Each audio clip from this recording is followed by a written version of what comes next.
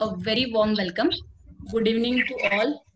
I hope you all are fine, healthy, your families are fine and healthy in this COVID pandemic. Myself, Dr. Kashmiri Badbade, feel privileged to extend my warm welcome to all present here on behalf of Kolhapur Academy of Pediatric for today's scientific session on neurological manifestation in children and clinical approach to the intractable seizure. I welcome President of Kolhapur Academy of Pediatric, Dr. Sangeeta Kumbhushkar Madam, Secretary, Kolhapur Academy of Pediatric, Dr. Sunil Patil Sir, Treasurer, Dr. Amit. COVID is here to stay, and so are we. We still need to learn and understand this virus, and this is an opportunity to improve our knowledge and understanding. We look forward to get the exposure about what the best of the brain think and gain about this hilarious virus. Now I take this opportunity to call most eminent speaker who is working in the field of pediatric neurology since more than 2 decades, Dr. Vilas Jadhav sir. Let me introduce him. He is a consultant pediatric neurologist, Director ARIA Children's Super Specialty Center, Kolhapur, member of American Epilepsy Society, European Pediatric Neurology Society, then International Child Neurology Association. Also, he is an associate member of Indian Association of Neurology. He is an ex-honorary associate professor of pediatric neurology in RCSM College of Kolhapur. He has various publications. He has presented 9 papers in national and international journals, part of the expert panel on the Indian guidelines for stroke management in children. He has attended the various conferences overseas and presented the paper. The recent most paper he has published in the European Pediatric Neurology Society Congress, Athens, Greece in 2019. I welcome you, sir, for the today's session. Please welcome Dr. Vilas Jadhav, sir. Over to you, sir. Sir, unmute.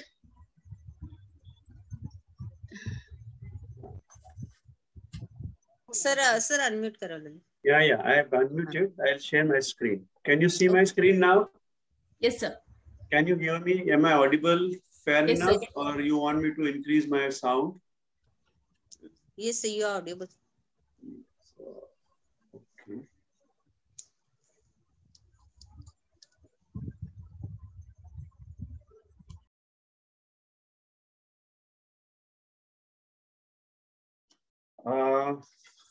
Good evening, all. Thank you, Dr. Kashmiri, for kind words.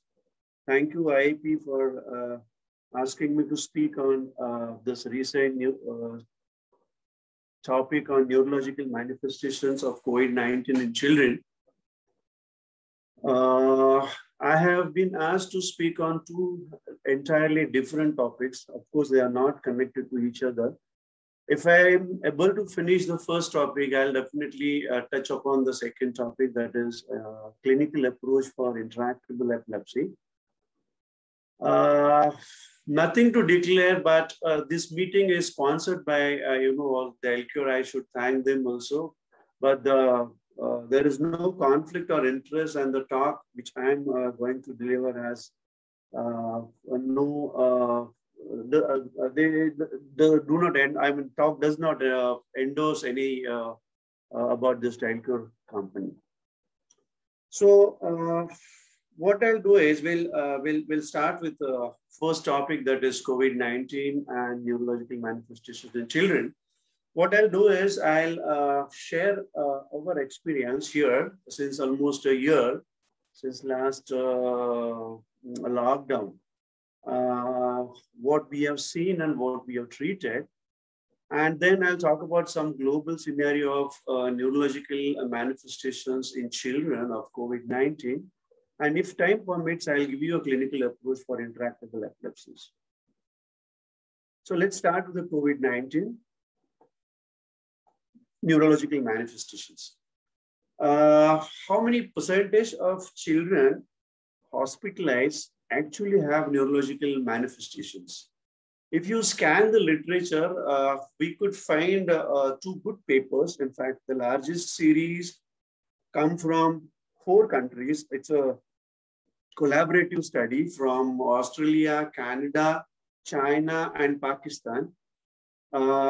almost more than 9,000 hospitalized children with COVID-19. Around 12% of children had neurological involvement. And the other big series come from USA, where more than 1,500 hospitalized children, around 22% had neurological manifestation. So it ranges from 12 to 22%. The virus gains entry into central nervous system through two routes. First is, of course, hematogenous, and second, little in tiny number of cases through the peripheral nerves, especially the olfactory nerves and the oral mucosa peripheral nerve, and gains entry in the central nervous system.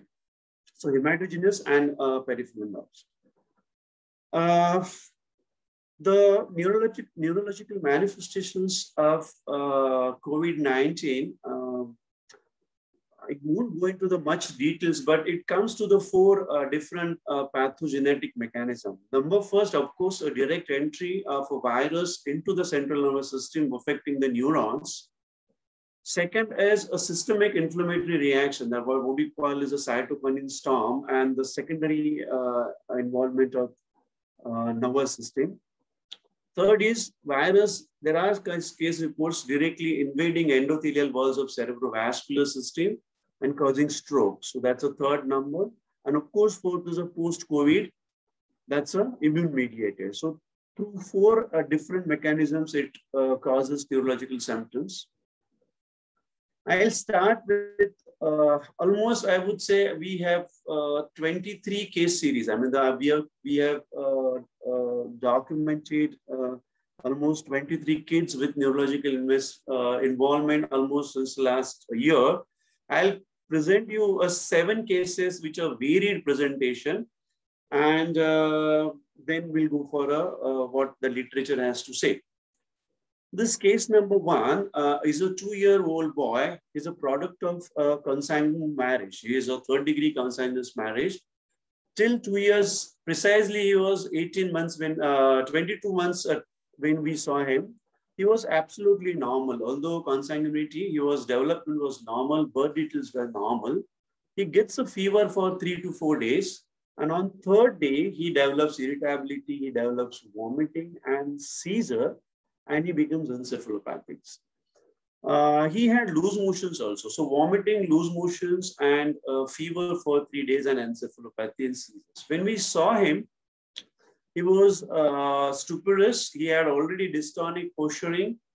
And one peculiar thing was he had a hypopigmented hair. He had a blonde look. So consanguinity, hypopigmented hair, blonde look. We probably thought we are dealing with some of the IEM, most likely phenylketonuria and all. So we did ammonia. Of course, ammonia was high, around 340. Lactate was normal. ABG was slightly acidotic. So everything, glucose was normal. We thought probably we are dealing with IEM. And then we did send his GCMS and amino acid profile, TMS and all, which later came to be normal. His ammonia came down, but he remained in encephalopathy. And by the time when we got a blood picture, it was definitely leukocytosis, lymphopenia, CRP was on higher side. And with this pandemic, we thought, well, we still could be dealing with COVID. So we did send his total IG antibodies for COVID, which came strongly positive. We did CSF. CSF was absolutely normal protein, normal sugar. No cells, almost 5 or 6 cells. And this was the imaging. On the left side of your computer screen here, this is T2 weighted image of the brain. If you see this thalami, only this thalami here, this is right sided and this is left side. They are little swollen than the normal. That's all on this T2 weighted image here. If you see diffusion restriction, these are the 2 diffusion restricted images. It definitely shows bilateral thalami, which were swollen. You have this almost a lateral aspect of both thalami, hyperintense, and some frontal, some parieto-occipital here and here. Definitely this frontal, peri-insular, and parieto-occipital diffusion restriction. So what he had was a thalamic and frontal and parieto-occipital bilaterally symmetric diffusion restriction. This diffusion restriction means there is a cytotoxic edema in the brain and little thalamic involvement. So with this picture, we did his inflammatory markers and cardiac markers also. Cardiac markers were high, troponin and this BNP markers were on higher side. We did echo. Echo did show little left ventricular dysfunction. So he had neurological involvement. He had cardiac involvement. So probably by now, this we were sure that we are dealing with the multisystem inflammatory syndrome, something called as MISC, which is post-COVID, immune-mediated. We treated him with IVIG and methylprednisolone. This was the picture at the time. He remained with us almost for 2 weeks. And at the time of discharge, he's like this. He's absolutely disturbed. I hope the video runs. Yes, sir. Can you see video running? Yes, sir. Yes, sir. Yes, sir. Yes, that's fine. So Yes, sir. this is, he's completely dystonic still, but he's little improved, but his vacant stare has still NGT. This was on discharge. We just discharged him a week ago. He is about to follow up, maybe after next coming week, he'll follow up with us. You can see his hypopigmented hair and little blonde look, but it was definitely a case of MISC. So that was the first case. Case 2 is a 7-year-old girl, absolutely normal birth details, normal development. She gets a fever for 2 to 3 days. On 3rd day, she threw a seizure. She had a headache. And she, when she brought to us, seizures was, of course, seizure was generalized. When she was brought to us, she was encephalopathic, was drowsy, no neck stiffness. So fever, seizures, and encephalopathy, we did her CSF. CSF was normal protein, normal sugar. Cells were few, 1 or 2 cells. Everything was normal. She remained in encephalopathy, so we did her MRI. When we saw MRI, this is on the right side, this is a T2 weighted image. The arrow I'm showing you is a corpus callosum, it's a splenium. Anterior part is genu is here and splenium is here. Normally, splenium should have a good myelination, so it will look black like this white matter here. So rather than looking black, here you are saying is a hyperintense splenium. With this corresponding, if you see on the diffusion restriction, this splenium is very bright. So restricted diffusion. So splenium is a restricted and child is encephalopathic. So we thought probably this is influenza, because influenza caused a similar picture in children. This is called as a MERS. MERS is a mild encephalite with reversible splenial lesion. But because her inflammatory markers, the CRP was very high and there was positive contact, we did her COVID antibodies, which came strongly positive. We did then CSF influenza, all pan-neurotropic virus panel, which came negative. So with positive COVID antibodies and this picture of splenial lesions on MRI, we label her as a mild encephalitis with reversible splenial lesion. It's called as a MERS. Most of the time it is post-influenza, respiratory viruses and enteroviruses, but there are reports of a post-COVID MERS. Of course, it is a virus, so you can have this presentation. So the term mild encephalitis is because they usually recur. We treated her with just symptomatically with mannitolone and acyclovir. She came up on 4th day, she was awake, and we discharged her quite normal with normal neurological examination. So this was a case 2 with MERS following a COVID.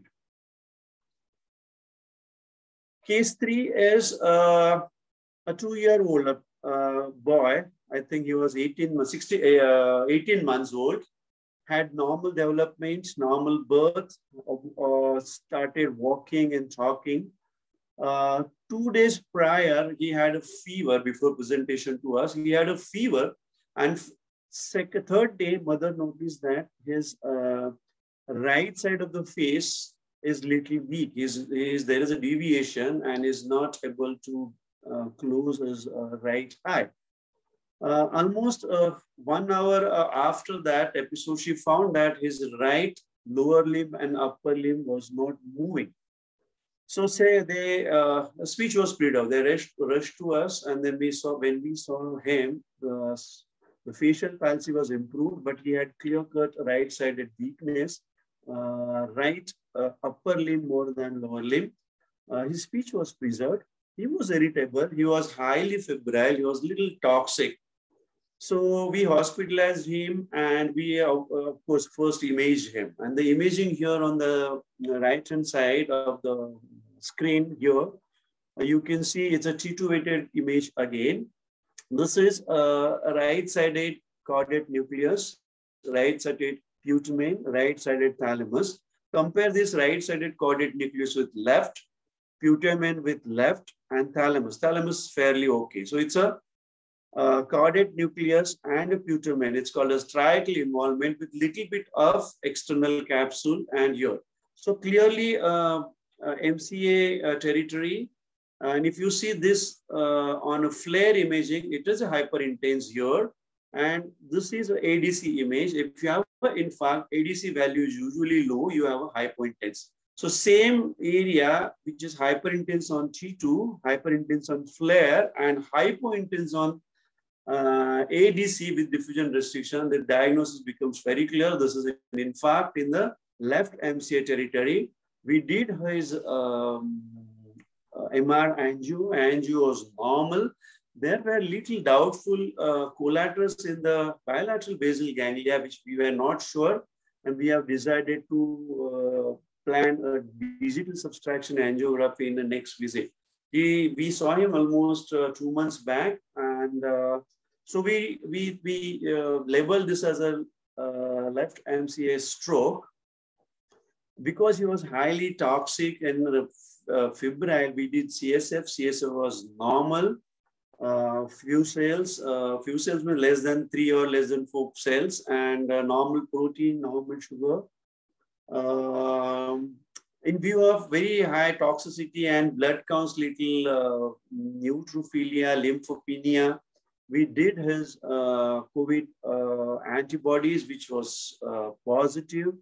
His inflammatory markers, including cardiac thing, was normal, but we did echo in view of stroke. Echo was also normal. So we thought probably this is a post-COVID stroke of the left side.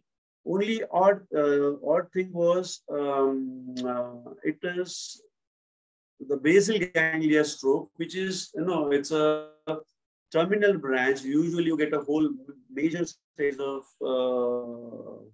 vessel, complete of frontal, parietal, insular. The whole part of the hemisphere usually is involved with a large artery infarct. But it was a little terminal branch, but it has been mentioned that you can have a lenticular striate branch affected in a COVID.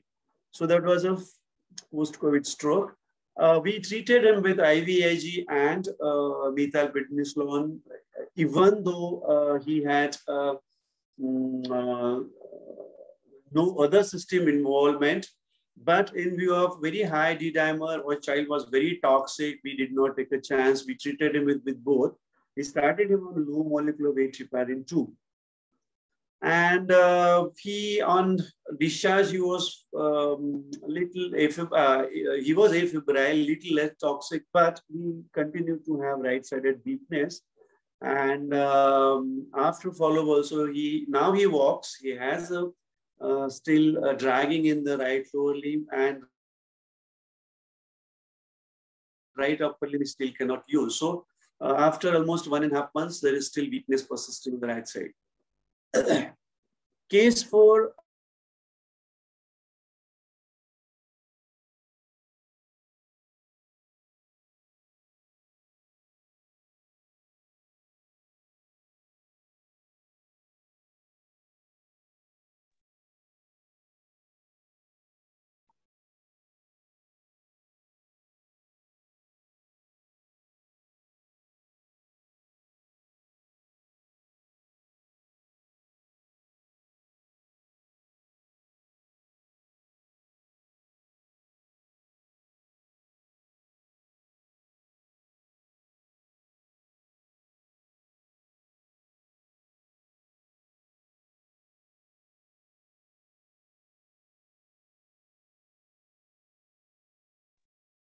Hello.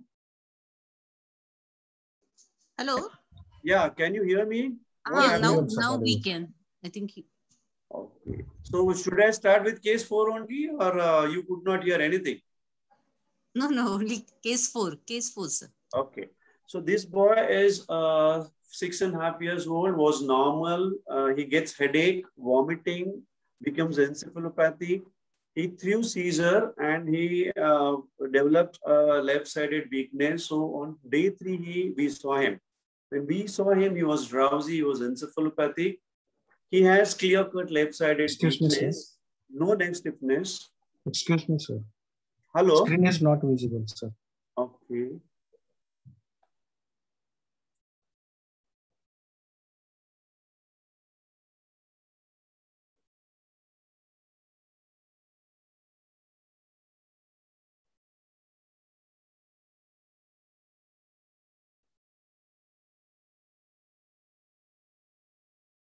The sharing option is, yeah, here. Yeah, I can see. Is it visible now? Slide Yes. show. Yeah, it's visible. Yeah, it's Yes, sir. visible. Yes, sir. Visible. Sorry for that technical error. So this boy has, when we saw him, has right-sided weakness, is drowsy, no neck stiffness, pupils were normal. So we imaged him directly rather than, and when we asked him the history was almost 10 days back, he had some febrile illness with some cough cold, that's all. And when we imaged him, no, not this here, case 4, here. When we imaged him, we on the this frame, if you see here in the frontal insular cortex, left-sided basal ganglia, the caudate nucleus, and putamen, even parietal, and something on right-sided too. So it's a bilateral involvement, hyperintense on flare. If you see the contrast, there is a definite contrast enhancement. This is contrast enhancement in the same area, even on the right side. And this image is called as a susceptibility weighted image. This we do it for calcification of bleed.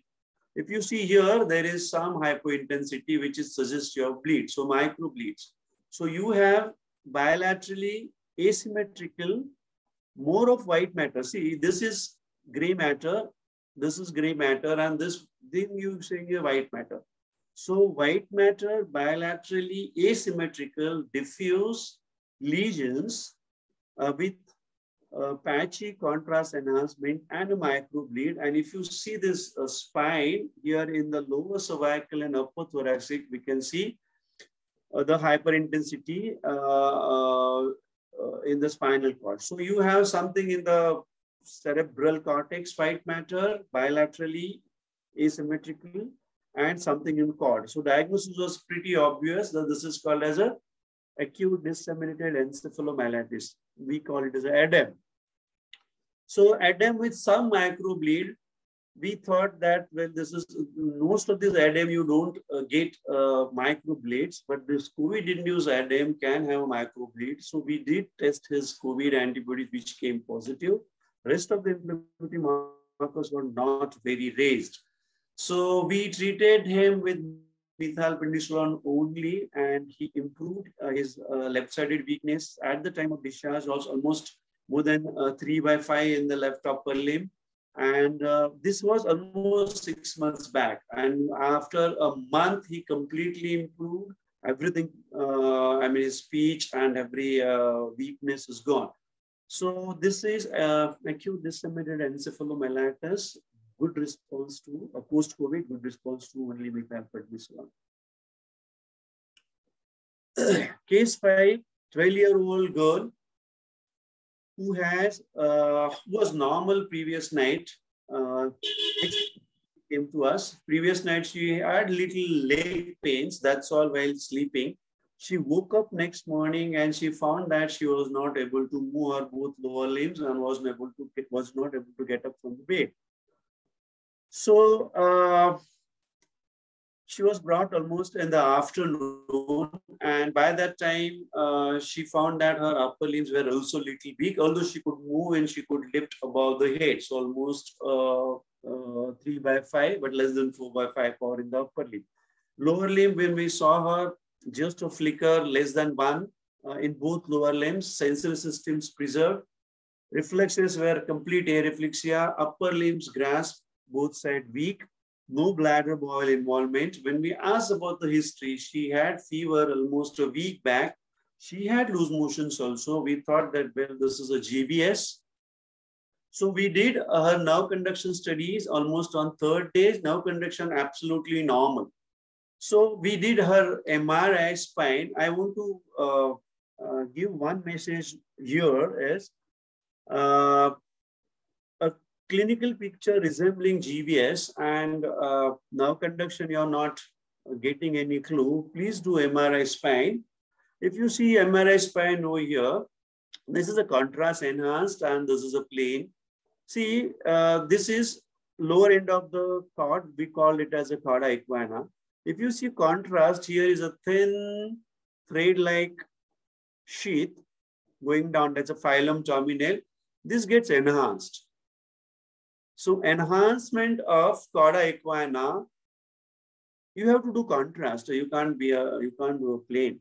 So do a contrast. Ask them to specifically look for cauda equina enhancement. And if you see this axial cut here, this garland-like thing, dot, dot, dot, dot here, which comes down, they are enhancing spinal nerve roots in the thecal sac, cauda equina part. So enhancing spinal nerve roots with enhancement of cauda equina in a child with a bilateral lower limb weakness, acute onset, symmetric, it's almost diagnostic of GBS, even if you have normal nerve conduction studies. See the nerve conduction study, if you see the pickup rate for GBS is just 40 to 60%. The earlier you do, you are going to miss it. It usually comes in the second week, that positive nerve conduction study, that too in a 60% cases only. Still 40% cases you may miss it.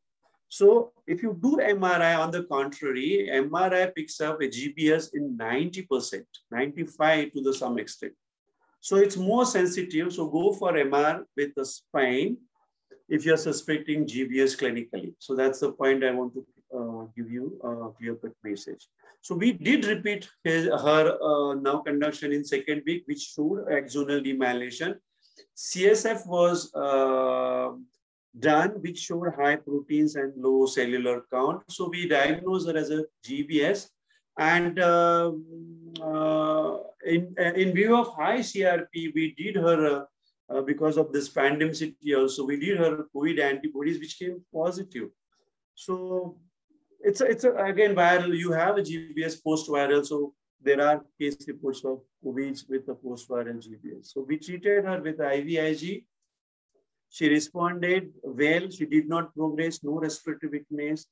And almost now, this is also a 6 months old case. And third month, I think she started walking completely. And without any neuro deficit in the lower limbs. Case 6, this girl is a 5-year-old girl. She presented after 3 weeks of her illness. She started with a behavioral changes. First thing, she had a behavioral changes. She used to scream, she used to shout. This episode used to last for 15 to 20 minutes and 4-5 episodes every day. Slowly, her sleep got disturbed. She was not sleeping at night. Slowly, her speech went down. She became completely mute in the second, third week of illness. And when we saw, she was ataxic, she was mute, she was not able to speak. Absolutely, I'll show her video when this was shot, of course, when she did not have ataxia. You can see her video.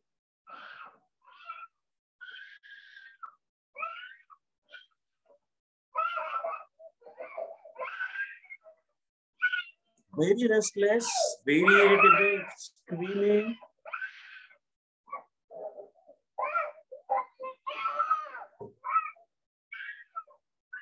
So that's her. When we saw her, of course, we know that she was in 3rd week, and we could easily diagnose well behavioral issues, sleep disturbances, mutism, little ataxia. This was nothing else but autoimmune encephalitis. So directly we imaged her. Imaging was normal. MRI was completely normal. CSF was absolutely normal. No cells or 10 cells, 8 to 10 cells, normal protein. But we sent her anti-NMDA antibodies, and which came positive. Because there was history of contact, we did send COVID antibodies, which were positive. So it was a post-COVID anti-NMDA encephalitis. It's autoimmune encephalitis. We treated her with IVIG and methylprednisolone both together, and she improved almost quickly. And it's in 2nd week only she used to ataxia disappeared. She used to speak. Behavioral issues went down, and she is almost. This is almost 7-8 months old now. History, and she is normal, back to normal. So that's immune-mediated post-COVID NMDA encephalitis. Last case, we lost this girl. She was a girl. She was almost 13-year-old. We lost her on day 2 of hospitalization. Very rapid fulminant presentation. She was absolutely normal. Gets fever for only 1 day. She becomes she had vomiting prior to encephalitis. I mean, she complained of headache, vomiting, and through seizure, and she went into coma quickly. This happened within only 4 to 5 hours of headache, vomiting, and then coma. By the time she came to us, she already had labor respiration. We had to intubate her immediately. She had bilateral decerebrate rigidity. Quickly, we intubated her, and we did her MRI, and we sent routine blood studies. If you see her MRI, here thalami, this is post-contrast image, T1 weighted. See this thalami is swollen. And if you see thalami over here in this T2 proton density image here, the thalami are, see, normal thalami here should look like caudate nucleus and putamen. Here, if you see, they are very hyperintense and bulky. So very bulky thalami, both thalami with hyperintense swelling, child deteriorating very rapidly within few hours, and we lost her after 48 hours of hospitalization. Think of this condition. This is called as acute necrotizing encephalitis, ANE. So we did her SGPT. SGPT were very high. So diagnosis of ANE can be made on imaging with thalami, very swollen, necrotic, and a high SGPT and very rapid deterioration. So this is usually post-viral, a viral infection which directly affects this, causes cytokine storm. Post-COVID, it has been, this has been reported. Her antibodies were negative, her RT-PCR throat swab came positive. So this was a COVID-induced acute necrotizing encephalitis and a deadly disease. We treated her with IVIG, methylprednisolone, hypothermia, therapeutic head cooling, but we could not save her. So in all, this was our experience. Total number 23. We had COVID-induced encephalopathy 7, autoimmune encephalitis 1, anti-NMDA 1, anti-MOG, 2 cases of meningoencephalitis, 2 ADEM, out of that 1 hemorrhagic, 1 non-hemorrhagic, 1 case of acute necrotizing encephalitis, 1 case of stroke, 1 GBS, 2 facial palsy, 2 lateral rectus palsy, 1 bulbar palsy, 1 myositis, and this girl was 6.5 years old, recently diagnosed. I diagnosed almost 5 months back with myasthenia, ocular myasthenia, and she worsened because of the COVID. So that's our experience. So let's see what the world has to say about this neurological manifestations in COVID. So we put this loss of smell and taste dysfunction under neurological manifestation. If you see adult versus children, almost 83% of adults, they report loss of taste and smell. But if you see the data from children, only less than 1% they report that there is a loss of taste and loss of smell. So adults, the children, they don't perceive or they don't complain. Nobody knows. How it is affected, there is a direct inflammation of olfactory nerve, olfactory bulb. They have done MRI, they've found that the olfactory bulb is swollen on an MRI. And so the oral mucosa nerves are affected. So that's a direct involvement for smell and taste and dysfunction. Well, does it recover very rapidly? No. Various case studies say that almost 33% of smell and taste recovery occurs in first week, almost 80% in a month, almost 37th day, and remaining 10 to 15% continue to have some smell and taste dysfunction. Encephalopathy, yes, quite commonly seen. Encephalopathy means central nervous system symptoms without direct involvement of virus. So incidence, if you see the series, it ranges from 28 to 32% of all hospitalized children with a COVID-19 may have encephalopathy. Most of them, they present with agitations, delirium, drowsiness, and seizures. Normal next CSF examination, normal imaging studies. Pathogenesis, most of the time, it is because of the florid cytokinin storm, hypotension, cardiac dysfunction. That's most of the time. Sometimes the stroke itself, the cerebrovascular system getting affected, causing encephalopathy, and sometimes underlying status of a seizure, which can cause encephalopathy. Well, role of steroids and IVIG in encephalopathy is clearly not been documented. Usually it is a symptomatic treatment and children, some children, not all, they respond. There is no clear-cut guidelines to recommend steroids and immunomodulatory therapies for encephalopathy. Prognosis of children with encephalopathy is not good.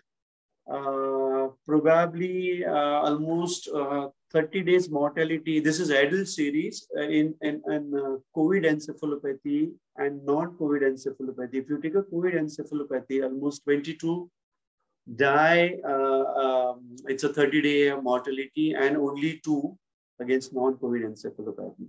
At the time of discharge, most of the COVID encephalopathy, they are moribund, they have a neurological morbidity, but long-term prognosis with encephalopathy is clearly is to be elucidated. Stroke, only 2, this is only single case report from Iran, and there are 2 children's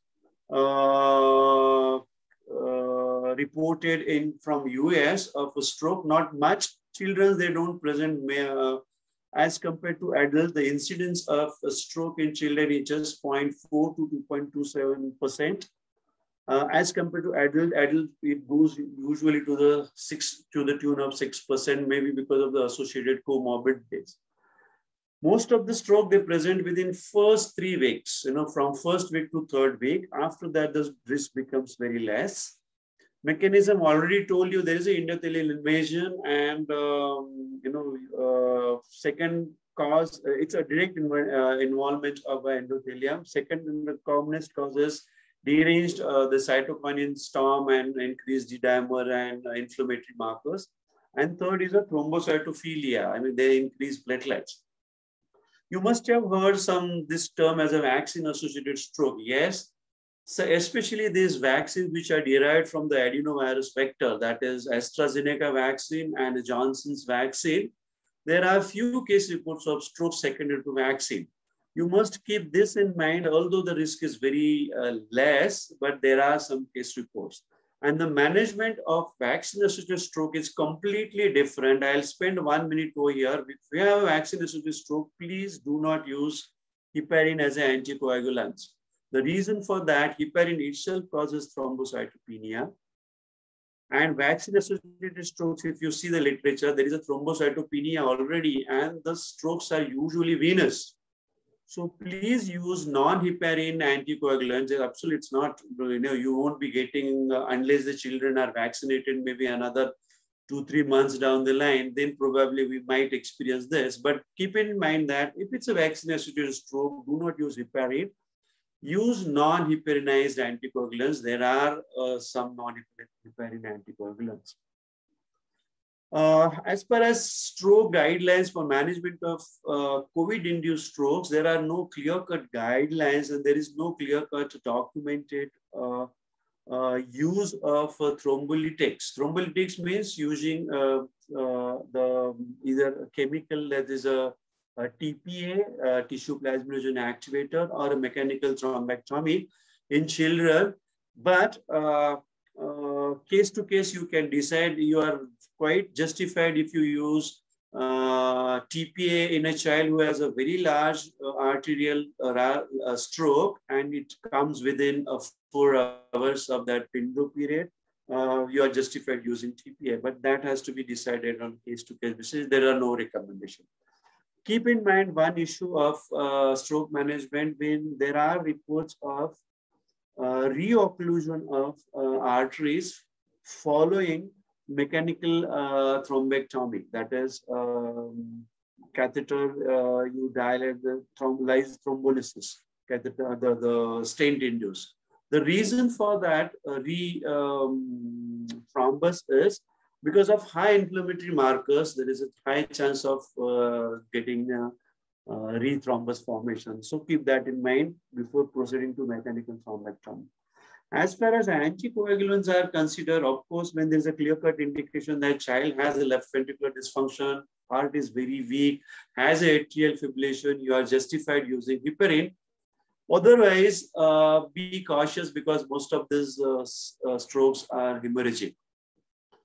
Rest of the time you can use aspirin, no issue, because they have a thrombocytopenia also. Prognosis of stroke, if you compare COVID-induced stroke and a non-COVID stroke, this stroke is little worse, little severe. Neurological morbidity persists, and almost most of the time it's a 34% of this weakness persists over 6 months. GBS, one interesting thing about GBS is if you compare the incidence of GBS in last year and last 4 years prior to this pandemic, actually it has dropped down. GBS incidence has gone down in last year. Probably the reason is because of the mask. The respiratory pathogens are not coming out. So overall of GBS incidence has gone down. There is no incidence for post-COVID GBS, which is documented because very few case reports. Presentation is exactly similar as non-COVID GBS, ascending, bilaterally symmetrical paralysis. There are some variants of Miller-Fisher, that bulbar variant, few. Lab studies goes consistent with the normal GBS. Most of the time it's axonal demyelination. Sometimes it's a demyelinating neuropathy. Management, same, IVIG. Then there are post-COVID discrete reports of myositis. I won't spend much time with this. And then there are isolated cranial nerve palsies, facial palsies, and lateral rectus palsies. Meningoencephalitis, ADEM, ANE. Yeah, this is interesting. One case report from I believe from UK. It's in adult one. 3 adults presented with generalized myoclonus with positive RT-PCR.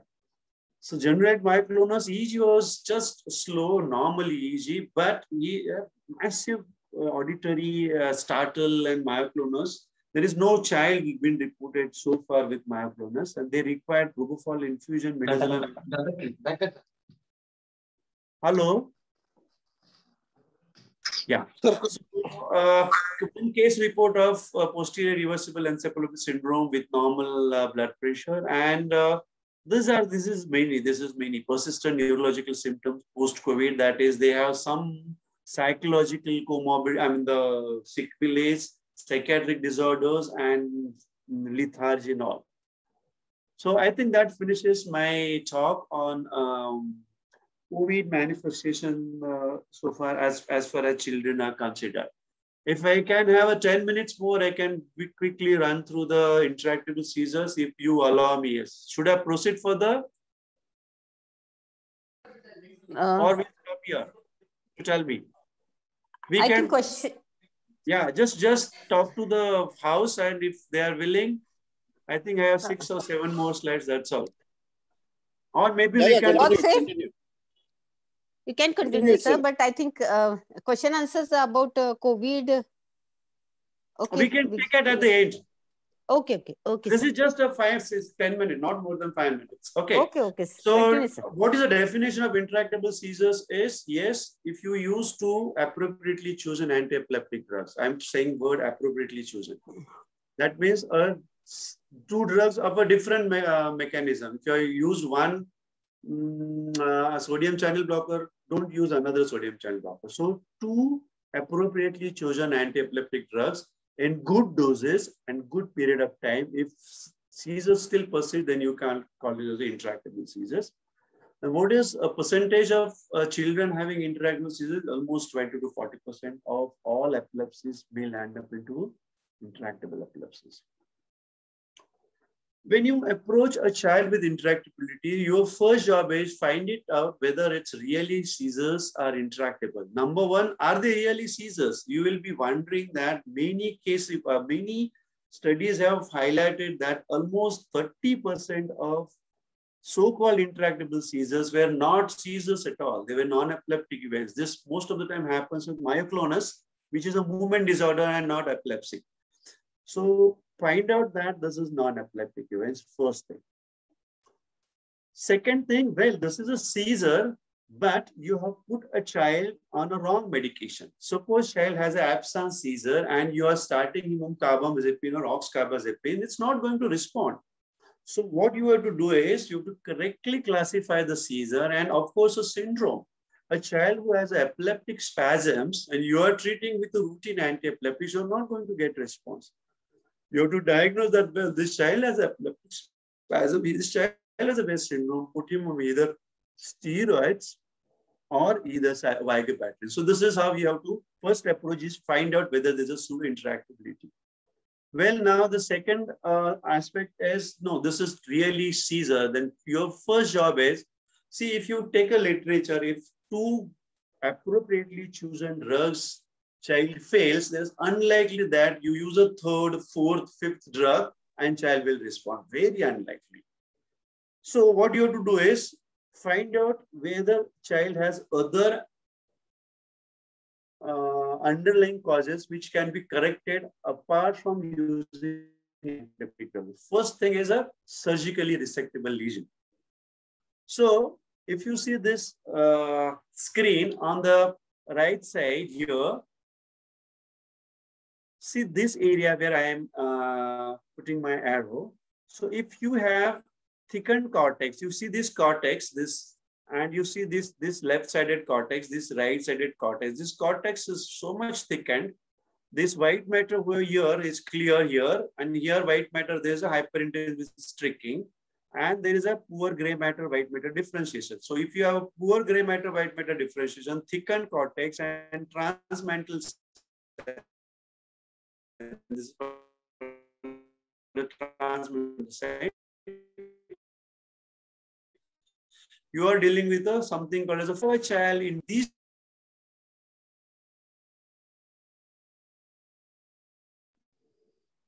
Sir आवाज येत नाहीये.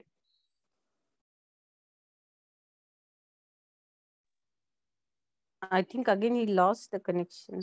Sir आवाज येत नाहीये.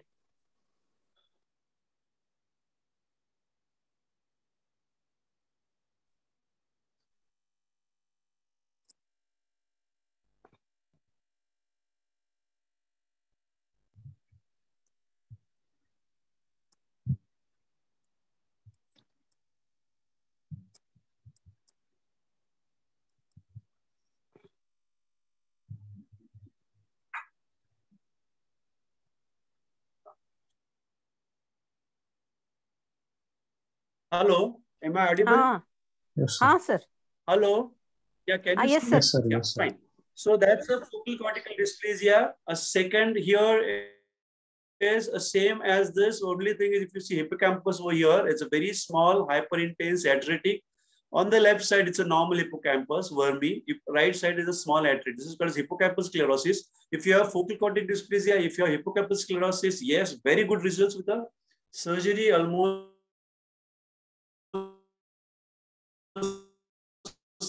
the tune of 70 to 80. Admit them for epilepsy surgery. And so is the case over here. See, the right hemisphere completely atretic, and left is normal.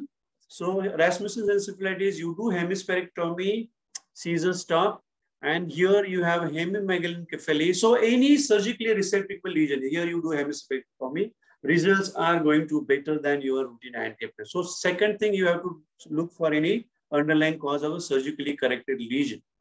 Second, good cause to treat is autoimmune epilepsy. Some children especially keep this in mind when you have an acute onset seizures and a flurry of seizures. So most of the epilepsies, I'll again tell you, they present with one seizure here and there after a month, 3 months for them, second seizure, third seizure. But if you have a flurry of seizures, 4, 5, 6, 7 seizures every day and very acute onset, I mean recent onset seizures with a flurry of seizures, please think of autoimmune encephalitis. No epilepsy will present with a flurry of seizures to begin with. So if you have a behavioral changes and a flurry of seizures, then do think of autoimmune epilepsies. They are treatable. Use steroids, IVIG,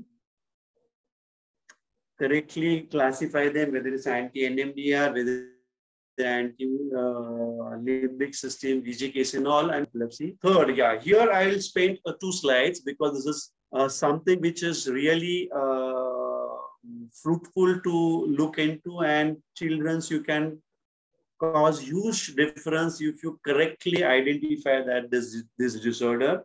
Nowadays, it's little cheaper of diagnosing genetic epilepsies. It costs you max is 20,000 rupees, but you can make a significant difference to the quality of life of the children. So this table, if you see, this is something called as a sodium channelopathy. If you are intractable epilepsies, don't hesitate for genetic testing if you have a normal imaging and a particular phenotype, especially normal imaging and particular phenotype.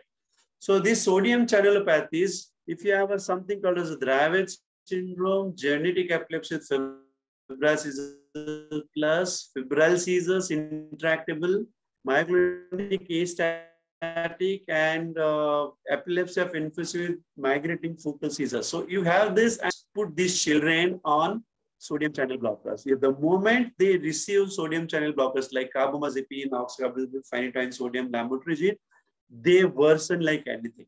So that's the beauty of getting genetic workup. On the contrary, if you have SCN1A mutation, if you have a developmental epilepsy with epileptic encephalopathy, developmental delay with epileptic encephalopathy and SCN1A mutation, they only respond to the sodium channel blockers. So you need to classify them. Same is true for this SCN2A. They respond only to oxcarbazepine, phenytoin sodium, and lamotrigine, and they do not respond to other things. If you have these 2 varieties, children who present with less than 3 months of age, they respond to this. The children present more than 3 months of age, they worsen with this graph. So you have to be very careful. SCN8A, again, these are the drugs which are used. Second table is potassium channelopathy. KCN is potassium. T1 and T2, quinidine is the drug of choice. Q2 and Q3, retigamin is drug of choice. We don't have in India, but we can certainly get it imported and it's available. We can get it done. We have one child with the KCN Q2 and getting retigamin is doing very well. A calcium channelopathy, CACNA 1A, respond beautifully to ethosuximide. Now we are getting ethosuximide in India easily available. So if you have this CACNA mutation, directly put him on ethosuximide and the seizure stop. If you have this cyanoprotein channelopathy, SCN1, and best drug is a ketamine and a gabapentin and lamotrigine. If you have epileptic aphasia, especially child is losing a speech, Landau-Kleffner-like thing, do mutation studies GRIN2 and these mutations, either A, B, or D. Memantine is drug of choice. We have started memantine in 2 children, absolutely good, fantastic results. So this, keep it in mind. Aphasic children with epilepsy, think of memantine. Nocturnal frontal lobe epilepsy with acetylcholine receptor channelopathies, you use transdermal nicotine. And mTOR and GATOR pathway defects, especially tuberous sclerosis, rapamycin is wonderful drug, and so the everolimus and sirolimus. These are vitamin dependent. You know all this. This is pyridoxine dependent epilepsy, pyridoxine 5-phosphate deficiency, pyridoxine 5-phosphate drug, creatine transport defects, creatine supplement, folinic acid responsive seizures with FOLR1 mutation, folinic acid, biotin BTD deficiency, biotin is deficiency, biotin is a drug of choice, CDG with seizures, SLC, galactose, and molybdenum cofactors for the pyranoptine. So this is how it does help you for genetic testing. We have quite few number of cases we are then above mentioned drugs, quinidine and all.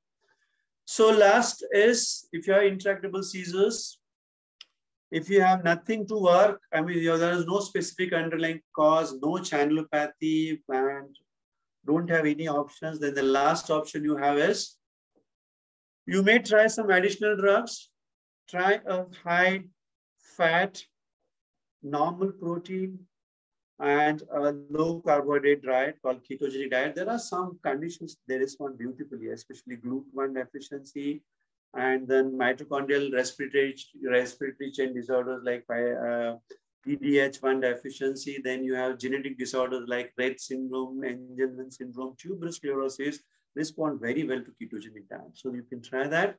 And the last but not the least, this is the device which is called as a vagus nerve stimulator. This is put into the subcutaneous phase, anterior aspect of the left side of the chest. And the left side of the vagus nerve is stimulated with this terminal aid. The stimulus, electrical stimulus, is either you can give when the aura comes, or there is a cyclical, repetitive stimulation which modulates the cortex through the vagus nerve, and seizures respond beautifully. So that's the last option you can try for vagus nerve stimulation. I think I'm through the talk. Now the questions are welcome. Thank you very much. Thank you, sir. Thank you for such a wonderful session and sharing your experience with all of us. Sir, first question is in every case, is there evidence of COVID infection in the family or index case? In children, no. I think ideally, most of this Indian scenario, they don't, expose themselves that we had a COVID, or maybe, they don't test also. So in children, we have found that the COVID exposure in family is not very great, and in the tune of, I would say, not more than 15 to 20% that they had positive COVID case in the family, and so we could diagnose it.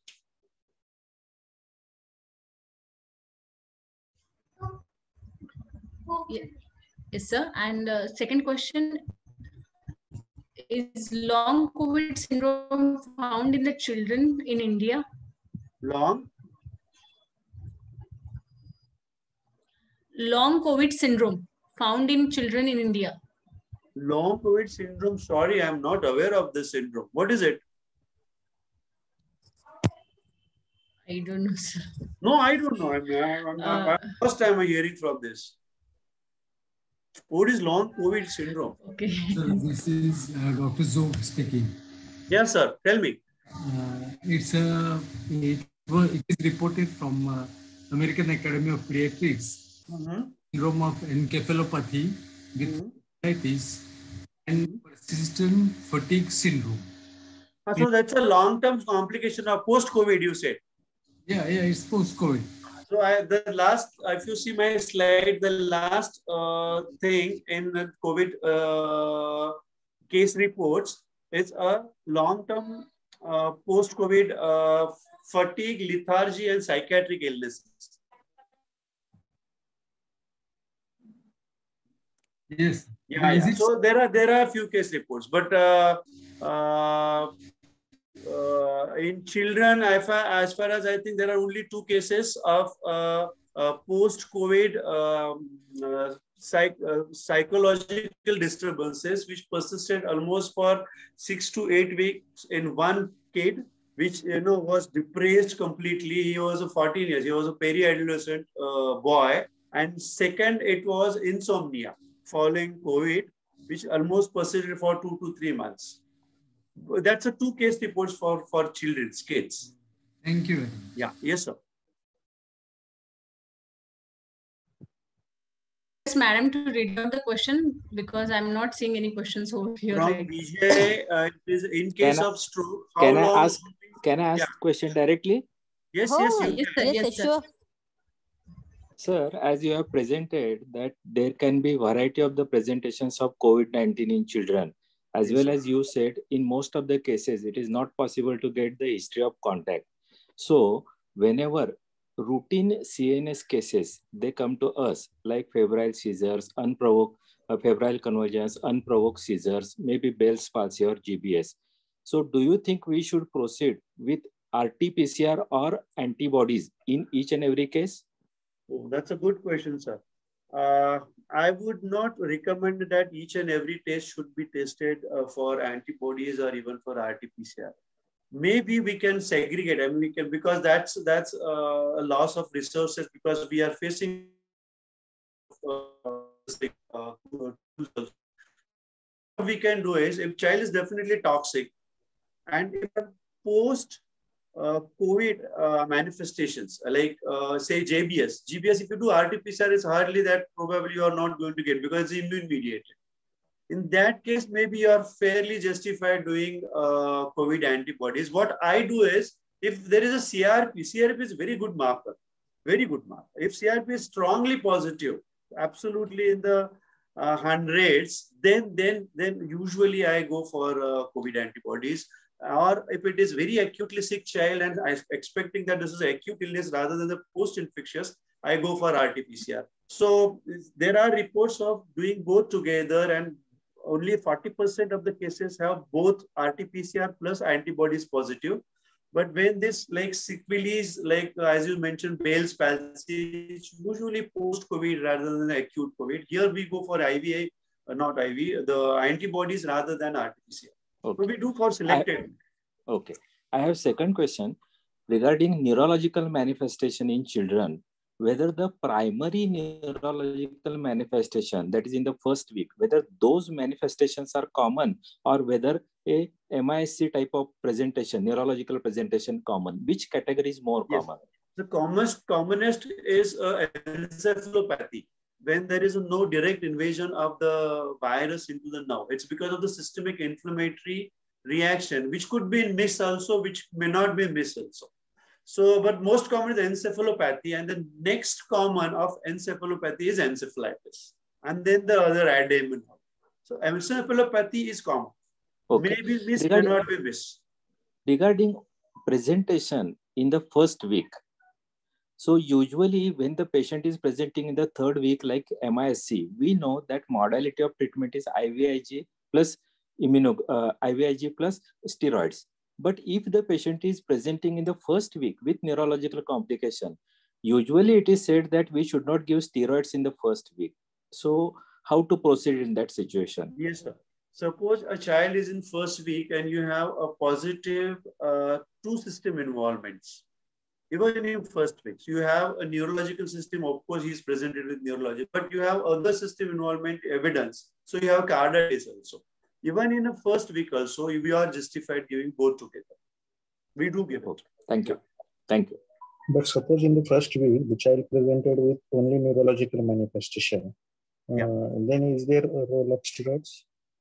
only neurological manifestation, then suppose child has ADEM. No, as like acute necrotizing encephalitis. ANE, yes, ANE is a very bad disease. In fact, ANE itself is indication is giving because of cytokine storm. Acute necrotizing encephalitis because of cytokine storm. There is no other way to reduce that cytokine storm except using steroids and IVIG both together. You are justified using that. No. I am asking without cytokine storm. If the child presented with only neurological manifestation and there is no cytokine storm.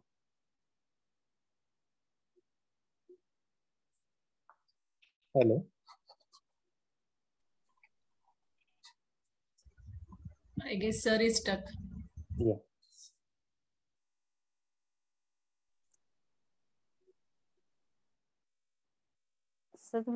सरांचा मध्ये कनेक्शनचा problem आहे ते थोडं network issue आहे madam. Ganesh सरांचा पण एक question होता. I could not read the question because of the technical issues.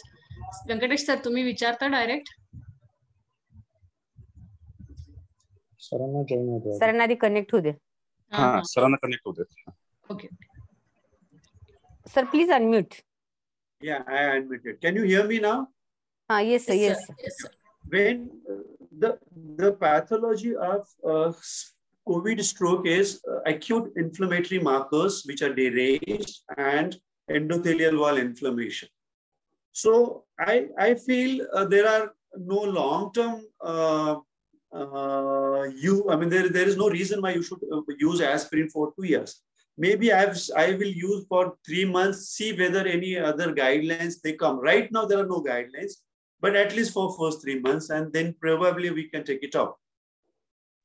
So I am asking, in acute necrotizing encephalitis due to COVID without cytokine storm, is there any role of steroids? Yeah, any is a role of steroid, even if without COVID, also with COVID also. Thank you. Sir, one more question. Do you do spike protein specific antibodies? We do total IgG most of the time, total COVID antibodies rather than a very spike specific.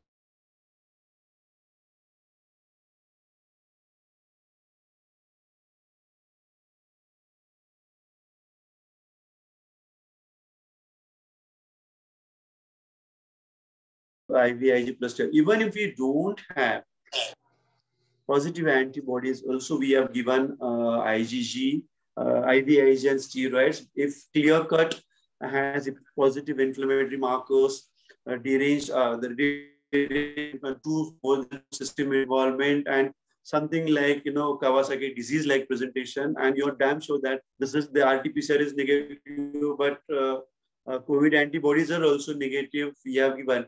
But regarding your question of specific spike proteins, we don't do. We do total COVID antibodies. The reason for that is a very cost effective, gives you only 500 rupees, I think.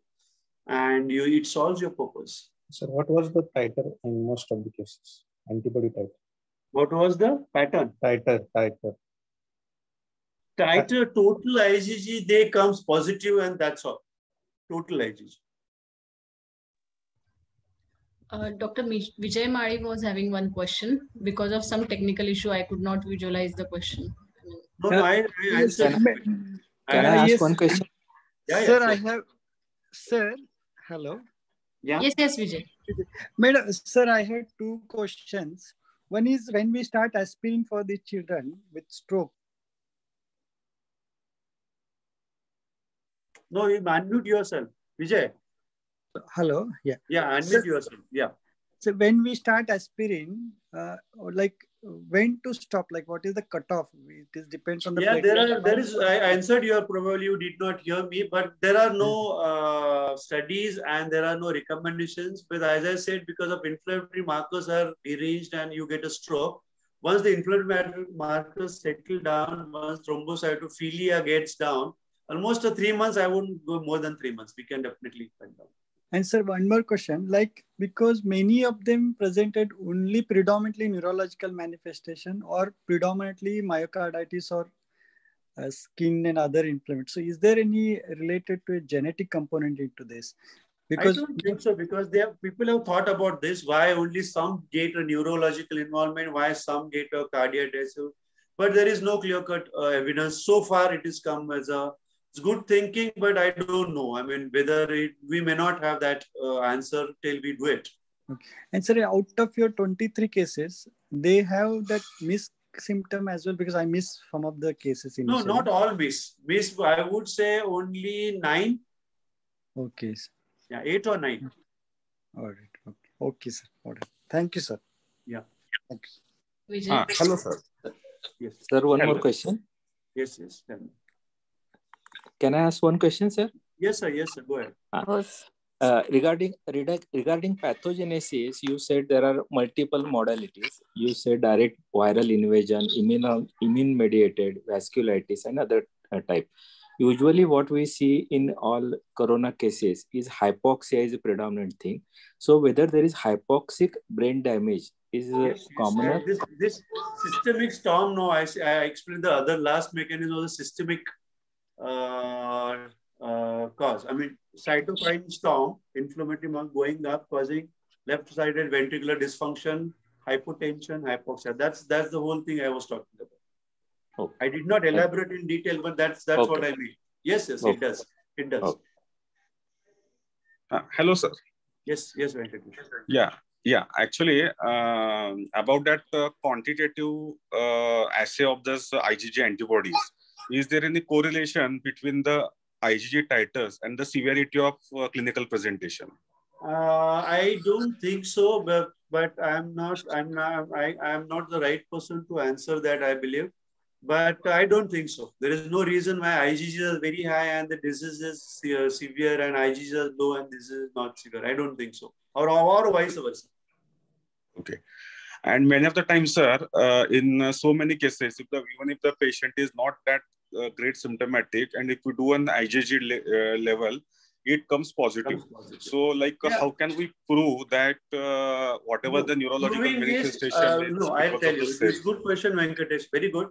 Proving is disproving all other things. You don't have any other etiology. For suppose I have a stroke. I mean, I have a child with a stroke, and I don't find anything apart, any predisposing factors apart from this positive COVID antibodies. I ruled out almost all. Angio is normal. Other cardiac thing is there are no, predisposing factors. Rest of that, and then I can say that probably this is COVID induced. So, is there any in Western world, is there any literature about the CSF IgG antibodies against COVID? No, I'll tell you. There are 3 case reports of CSF RT-PCR being positive, and there is 1 case report of everything negative, but they did a biopsy, brain biopsy, post death, and that biopsy showed RT-PCR positive. So CSF IgG, nobody does it. They may do it to CSF PCR, RT-PCR. There are some case reports. Okay. Or the way we do total IgG levels in the CSF for immune-mediated CNS involvement. So does that total immunoglobulin may give some idea? For COVID. Yeah. We have not done it, and neither there are some case reports. Probably we have to ask pathologists whether they are able to do same. They apply same kit from the serum to CSF, but serum positive and CSF negative does not mean anything else, because if blood-brain is not so much inflamed, antibodies may not cross also. So idea of doing CSF IgG for PCR is quite good idea, but CSF IgG for COVID may not solve that purpose, because if blood-brain barrier is not very much inflamed, you may not get crossing of IgG at least into the CSF. Okay. So any role of antivirals in active COVID with CNS involvement? Yeah, we were thinking of giving remdesivir to that girl who died with the A&E. We could not manage it, and she died immediately. So very severe disease you may think of. There is no recommendation. Remdesivir has not been recommended, neither other antiviral. But very severe cases, you may think of using, you are not wrong. Sir, I have one question.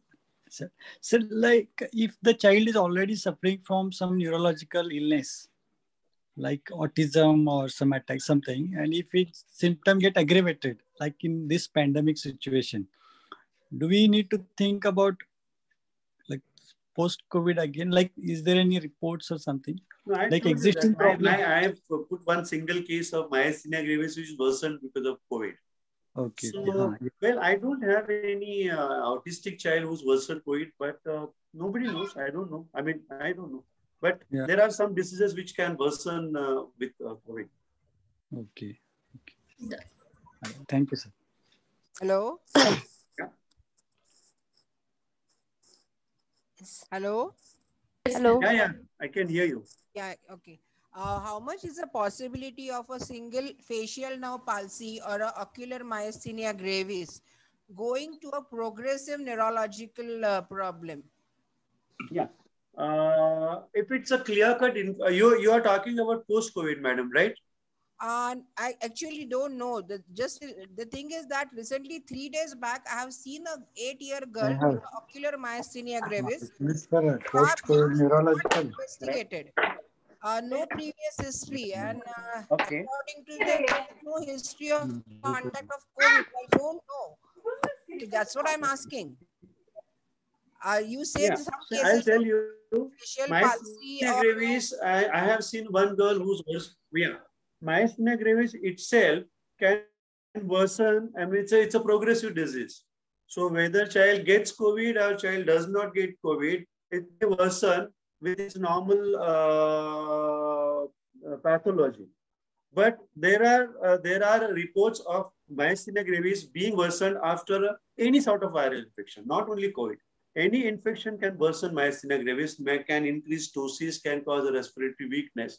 So there is a possibility. As far as facial palsy goes, if it's a clearly cut only intranuclear facial palsy, there is no reason why it should progress and go into the other forms, other cranial nerves. Then probably you are dealing with something called as a brainstem cranial nerve or this Miller-Fisher variety of GPS following COVID. So isolated facial palsy, there is no reason why it should worsen. Okay, yeah, thank you. So in concern with intractable seizures, what is the presentation of this Rasmussen encephalitis? Mahesh, the last part I could not hear. Your voice was cracking. Rasmussen's encephalitis, intractable seizures. So Rasmussen's encephalitis is not very rare, I would say. Almost I have 11 cases in the last 20 years of my practice. So it's not definitely very rare, but it is. The chance of picking up Rasmussen's, I think Sharmila madam will know that. One child of hers patient will, just now she spoke to me. So that Rasmussen's is any child who gets continuous unilateral jerking with or without abnormal imaging. You can have normal imaging, absolutely normal at the beginning, nothing on MRI, but only continuous jerking of unilateral. That's quite possible. And then you have to think of that Rasmussen's encephalitis. You treat initially with all immunoglobulins, with our prednisolone, plasma exchange. No response, go for hemispherectomy.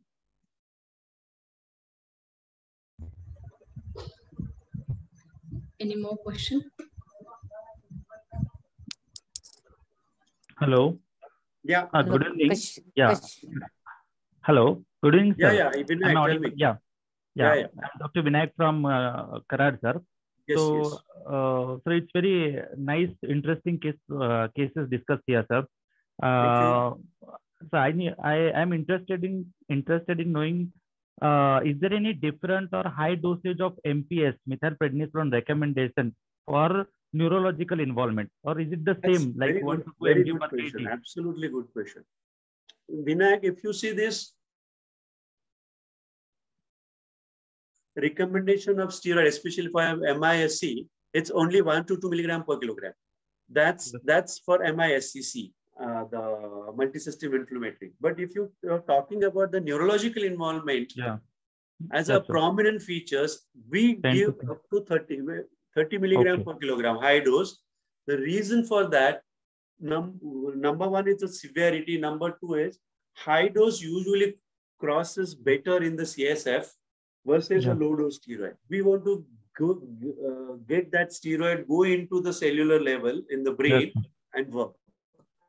So definitely, if the child has acute necrotizing encephalitis, if child has ADEM, milligram per kilogram rather than 1 to 2 milligram per kilogram. Yes. Thank you very much, sir. I do have one second case discussed with encephalopathy like of picture, and the child had influenza like of all MRI presentation.